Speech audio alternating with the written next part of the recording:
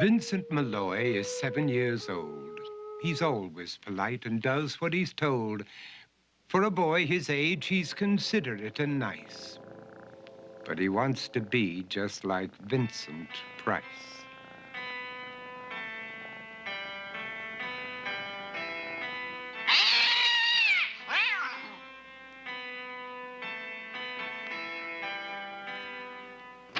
He doesn't mind living with his sister, dog, and cats, though he'd rather share a home with spiders and bats.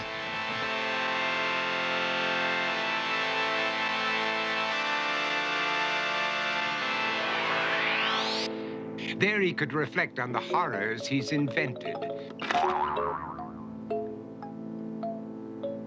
and wander dark hallways alone and tormented.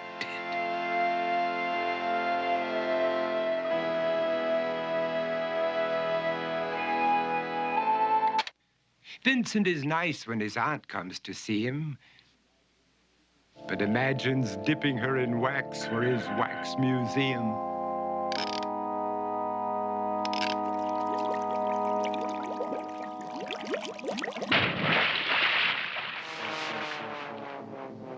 He likes to experiment on his dog, Abercrombie, in the hopes of creating a horrible zombie.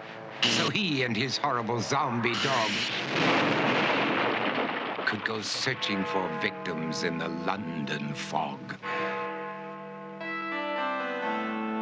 His thoughts, though, aren't only of ghoulish crime. He likes to paint and read to pass some of the time.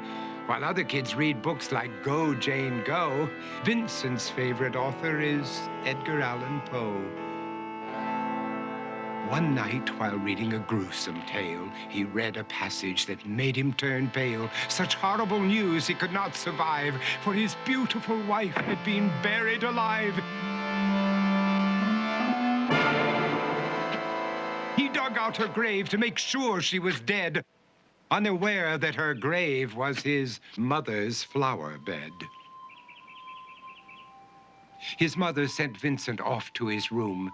He knew he'd been banished to the Tower of Doom, where he was sentenced to spend the rest of his life alone with the portrait of his beautiful wife. While alone and insane, encased in his tomb, Vincent's mother burst suddenly into the room. She said, "If you want to, you can go out and play. It's sunny outside and a beautiful day."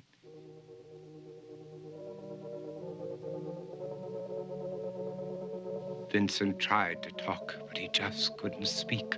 The years of isolation had made him quite weak. So he took out some paper and scrawled with a pen, "I am possessed by this house and can never leave it again." His mother said, "You're not possessed and you're not almost dead.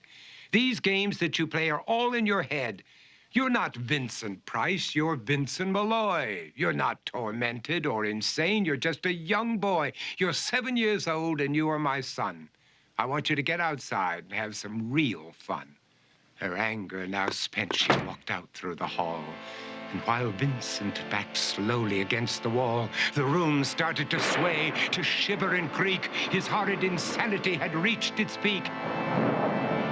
He saw Abercrombie, his zombie slave, and heard his wife call from beyond the grave. She spoke from her coffin and made ghoulish demands, while through cracking walls reached skeleton hands.